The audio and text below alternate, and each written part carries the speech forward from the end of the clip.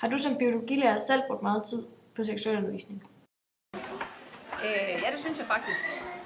Måske ikke sådan hver år, men i og med, at jeg vægter det rigtig højt, og jeg selv har været med inde ved amtet for at være ude og undervise unge, så synes jeg, at jeg bruger rigtig mange timer på det.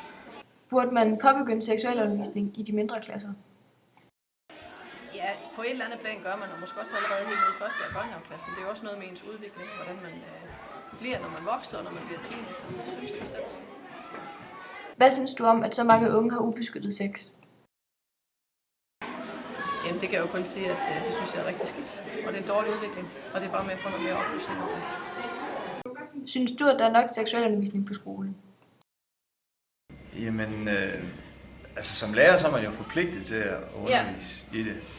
Men så kan jeg jo se på mig selv og sige, hej, gør det tilstrækkeligt. Det gør jeg måske ikke altid.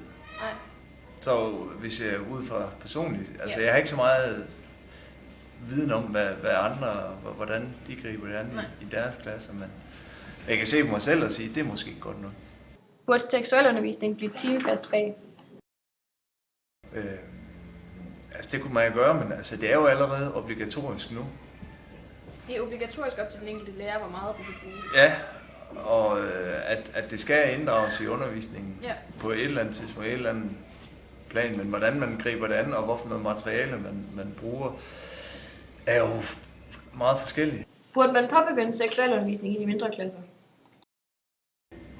Jeg har selv tænkt tanken lige nu, men det skal jo nok,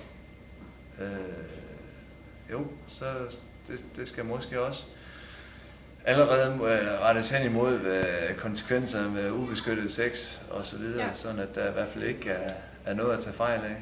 Jeg ved jo ikke, hvornår at de starter. Nej. Men de skal i hvert fald være oplyst, inden de starter. Ja, det er det. Og blive seksuelt aktive.